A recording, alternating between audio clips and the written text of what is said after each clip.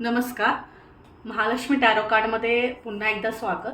आजचा आपला टॉपिक आहे की फायनान्शियल इश्यूजमधून कसं ओव्हरकम करावं किंवा फायनान्शियल स्टेबिलिटी येण्यासाठी लाईफमध्ये तुम्हाला काय करायला हवं.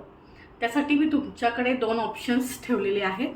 पाईल नंबर 1साठी ऑप्शन आहे पर्पल कलर किंवा खाली जी तुम्हाला कलरफुल ब्रेसलेट दिसत असेल ते पण तुम्ही चूज करू शकताय. आणि पाईल नंबर 2साठी आहे पिंक कलर किंवा मोत्यांची पिंक कलरचं तुम्हाला ब्रेसलेट दिसत असेल ते पण तुम्ही चूज करू शकता.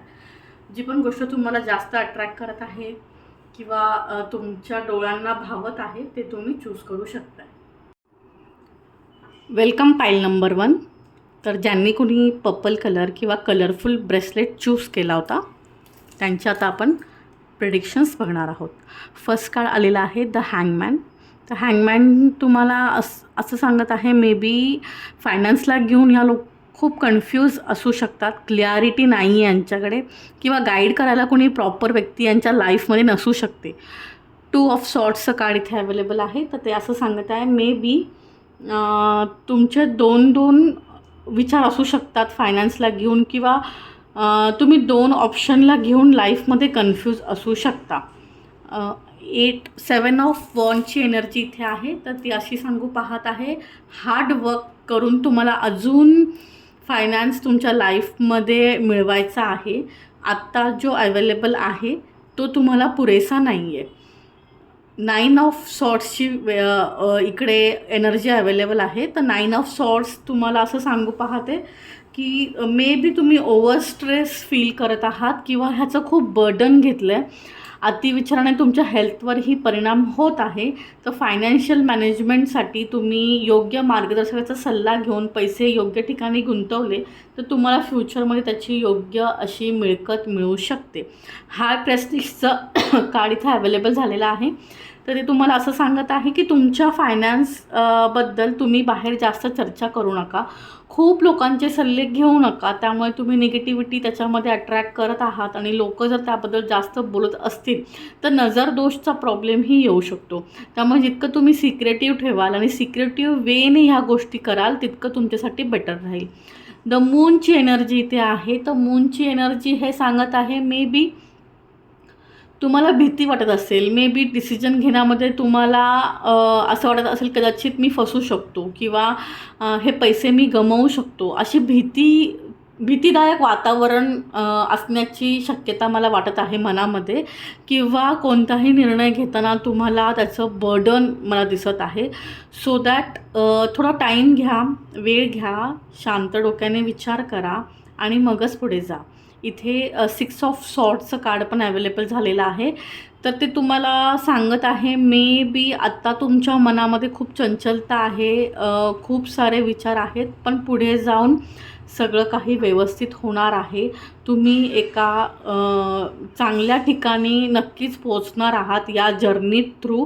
पण ही जी जर्नी आहे तुमची त्या ठिकाणी पोचण्याची त्याच्यामध्ये मात्र भीती आहे, पैसे डुबण्याचे चान्सेस आहेत, तुम्हाला फसवणाऱ्या व्यक्ती तुम्हाला भेटणार आहेत.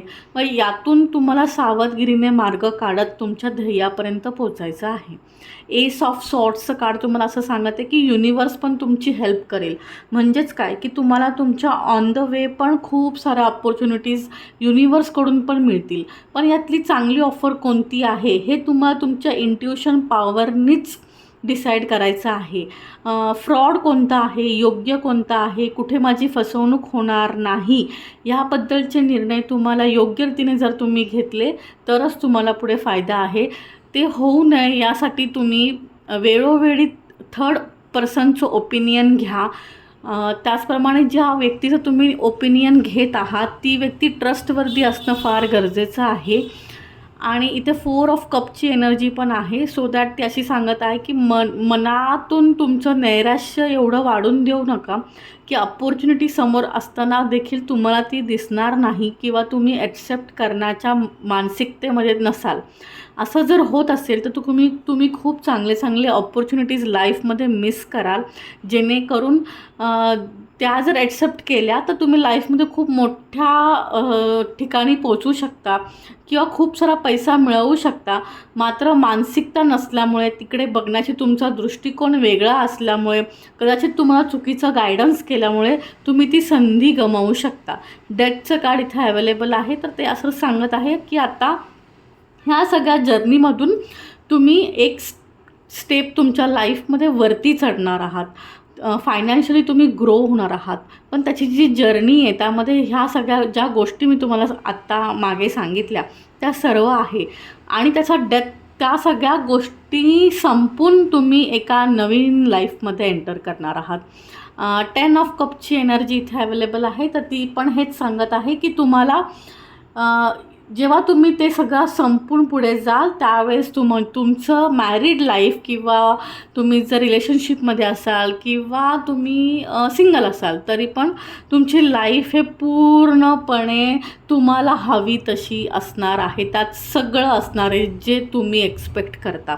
द लवर्सचं कार्ड इथे तुम्हाला गायडन्स कार्डमध्ये आलेलं आहे. म्हणजेच काय, ह्या जर्नीमध्येही तुम्हाला एखादी व्यक्ती ॲप्रोच करू शकते, भेटू शकते, लाईफ पार्टनर भेटू शकतो. आणि ज्यांच्या लाईफमध्ये ऑलरेडी लाईफ पार्टनर आलेला आहे त्यांच्यासाठी पुढे लाईफमध्ये आणि छान गोष्टी लाईफ पार्टनरसोबत तुम्ही अजूनही लाईफ छान एन्जॉय करू शकताय. तुमच्यासाठी गायडन्स कार्ड आलेला आहे द फूलचं गायडन्स कार्ड तुम्हाला असं सांगतं की तुम्ही तुमच्या पर्समध्ये जर सिल्वर कलरचा कॉईन ठेवलात, कोणताही 1 रुपयाचा किंवा 2 रुपयाचा, तर तुम्ही लाईफमध्ये पीसला अट्रॅक्ट करता, शांततेला अट्रॅक्ट करता, जेणेकरून जे पण कॉन्सिक्वेन्सेस तुमच्यासोबत होणार आहेत अननेसेसरी ते तुम्ही अवॉइड कराल. आणि तुम्हाला रेमेडी अशी आलेली आहे की तुम्हाला कुत्र्याला खाऊ घालायचं आहे. मग पार्लेचं बिस्किट असू दे किंवा भाकरी असू दे किंवा चपाती, काहीही तुम्ही जे स्ट्रीट डॉग आहेत त्यांना खाऊ घालू शकता. त्यांच्याकडून तुम्हाला जे ब्लेसिंग्स मिळतील त्यामुळे तुमच्या फायनान्समध्ये जे येणारे हडल्स आहेत, तुमच्या अचिव्हमेंटमध्ये येणारे जे प्रॉब्लेम्स आहेत ते कमी होण्यास मदत होईल. थँक्यू.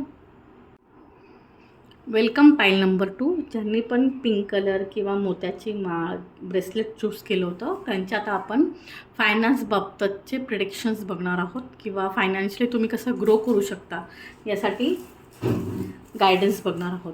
तर इथे फर्स्ट कार्डच आलेला आहे queen of wands. So that ते तुम्हाला असं सांगू पाहत आहे की तुम्ही तुमच्या ज्या डिझायर आहे, इच्छा आहे किंवा तुम्ही लाईफमध्ये जे काही अचीव करू पाहता त्यासाठी तुम्हाला त्या ध्येयासाठी, त्या उद्दिष्टासाठी त्याच्यावरती ठाम राहणं फार गरजेचं आहे. तुम्ही जर सतत ध्येय बदलत असाल, सतत तुम्ही स्विच करत असाल तर ते कठीण होणार तुमच्यासाठी फायनान्शियली ग्रो होणं. सतत त्याच्यामुळे काय होतं की वेगवेगळे लाईफ तुमच्या लाईफमध्ये येतात, वेगवेगळे लोक तुमच्या लाईफमध्ये येतात, जेणेकरून तुम्ही जास्त वेगळ्या लोकांना भेटल्यामुळे तुमचं एक सरळ मार्गाने जेव्हा आपण जातो तेव्हा एखाद्या ठिकाणी पोचायला आपल्याला कमी वेळ लागतो. पण जेव्हा आपण वळणाचा रस्ता चूज करतो, गावागावातून शहरातून ट्विस्ट अँड टर्न्स घेऊन जातो, त्यावेळेस त्या वळणांमुळे त्या ठिकाणी पोचायला आपल्याला वेळ लागतो. तर अशा गोष्टी व्हायची चान्सेस तुमच्यासोबत होऊ शकतात. द एम्प्रेसचं कार्ड इथे अवेलेबल आहे. तर ते हेच सांगत आहे अगेन तुम्हाला तुमच्या फिमेल फ्रेंड्सकडून सल्ला घेऊ शकता किंवा त्यांना सल्ला तुम्ही मागू शकताय किंवा त्या तुमच्या लाईफमध्ये मोठा इम्पॅक्ट करू शकतात. नाईट ऑफ सॉर्ट्सची एनर्जी इथे आहे. तर नाईट ऑफ सॉर्ट्स हे सांगत आहे की लवकर ॲक्शन घ्या, फक्त विचार करू नका, फटाफट डिसिजन्स घ्या, लवकर त्याच्यावरती तुम्ही अंमलबजावणी करा.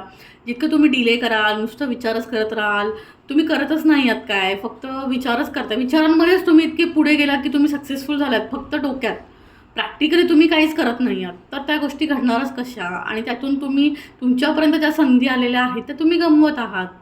एस ऑफ कपची एनर्जी आहे. तर युनिवर्सकडून पण तुम्हाला फायनान्शियली ग्रो होण्यासाठी चांगल्या संधी तुम्हाला येतील. युनिवर्स पण तुम्हाला हेल्प करेल ग्रो होण्यासाठी. पण ज्या गाईडलाईन्स मी तुम्हाला सांगत आहेत, ज्याप्रमाणे तुम्हाला ॲक्शन घ्यायची आहे, फिमेल फ्रेंडकडून तुम्हाला सल्ले घ्यायचे आहेत आणि तुमच्या डिसिजनवरती तुम्हाला एकाच डिसिजनवरती स्टिक राहायचं आहे, त्याच वेळेला तुम्हाला युनिवर्स पण हेल्प करणार आहे की तुम्ही लवकर ग्रो व्हावं, फायनान्शियली तुम्ही एक स्टेप वर चढावं. पेज ऑफ सॉर्ट्सची एनर्जी इथे आहे. तर पेज ऑफ सॉर्ट्स हे सांगू पाहत आहे की मॅच्युअरली डिसिजन घ्या. लहान मुलांसारखे किंवा इमॅच्युअर डिसिजन घेऊ नका, ज्याच्यामध्ये तुम्हाला सगळंच हवं आहे. तुम्हाला घर पण हवं आहे, तुम्हाला एकाच वर्षात गाडी पण हवं आहे, तुम्हाला लग्नही करायचं आहे तुम्हाला एका वर्षात. तर हे सगळ्या गोष्टी एकसाथ अचीव होत नाही. One by one, step by step जा. एक एक गोष्ट, एक एक डिझायर तुम्ही वन बाय वन अचीव करण्याचा प्रयत्न करा. क्वीन ऑफ कपची एनर्जी इथे आहे. तर ते हे सांगत आहे की ती गोष्ट तुम्हाला मिळेपर्यंतचा जो टाईम पिरियड आहे, जो वेटिंगचा पिरियड आहे, त्याच्यामध्ये मे बी तुम्हाला इमोशनली थोडासा वीकनेस येऊ शकतो. डिप्रेशनचा फेज तुम्ही फेस करू शकताय. तर फायनान्शियली जर तुम्हाला ग्रो व्हायचं असेल तर तुम्हाला त्या फेजपासून अवॉइड राहावं लागणार आहे. त्यासाठी तुम्ही मेडिटेशन करा किंवा जिथे पॉझिटिव्ह वातावरण असतं, जसं की मंदिरामध्ये असतं आपल्या इथे, किंवा स्वामींचा एखादा मठ असेल तिथे तुम्ही जात असाल रेग्युलरली, तर हे तुम्ही जर असं केलं तर त्याच्यापासून निगेटिव्हिटीपासून तुम्ही लांब राहाल. 8 ऑफ पेंटाकल्सचं कार्ड इथे अवेलेबल आहे. तर ते पण हे सांगत आहे की जास्त स्किल्स तुम्ही डेव्हलप करण्याचा विचार करा. एखादी गोष्ट परफेक्ट होण्यासाठी ज्या गोष्टी लागतात तितक्या तुमच्याकडे जर असतील तर तुम्ही लवकर त्या गोष्टीपर्यंत पोहोचाल. स्टार कार्ड इथे अवेलेबल झालेलं आहे. तर स्टार कार्ड हेच सांगतं इमोशनली आणि मेंटली बॅलन्स. म्हणजे विचारांथ्रू तुम्ही सक्सेसफुल झालेले आहात, पण प्रॅक्टिकली ॲक्शनमध्ये तुम्ही आत्ताशी फक्त एकच पायरी चढलात तर असं चालणार नाही. जिथे तुम्ही विचार करताय ते प्रॅक्टिकली करणंही गरजेचं आहे. तुमची दोघांची विचार मेंटली आणि फिजिकली ॲक्शन करण्यामध्ये लेवल एकाच पायरीवरती तुम्ही पाहिजे, तरच तुम्ही ते अचीव करू शकताय. नाईट ऑफ सॉर्ट्सची एनर्जी आहे, किंग ऑफ सॉर्ट्सची एनर्जी आहे. तर ती पण असं सांगत आहे तुम्हाला स्ट्रिक्टली रूल्स फॉलो करणं गरजेचं आहे लाईफमध्ये. तुम्ही कुठेही टंगळमंगळ करताय, टाईमपास करताय, टाईम वेस्ट घालवताय. अपॉर्च्युनिटी आली आहे, क्लायंटचा कॉल आलेला आहे, मात्र तुम्ही त्याच्याकडून दिवस मागून तो असाच घालवताय, रेंगाळताय, तर मग त्यामध्ये तुमचंच नुकसान होणार आहे. 8 ऑफ कपची एनर्जी आहे. तर तुम्हाला पॉझिटिव्हिटी ही निसर्गाकडून मिळणार आहे असं हे कप सांगत आहे. ज्या वेळेला तुम्हाला निगेटिव्ह फील होईल किंवा तुम्हाला असं वाटेल की मला आता काय करायला हवं असे प्रश्न तुम्हाला पडत असतील, त्यावेळेस तुम्ही नेचरमध्ये जा. त्याने तुमचे प्रॉब्लेम सॉल्व्ह होतील किंवा तुम्हाला नवीन गोष्टी सुचतील.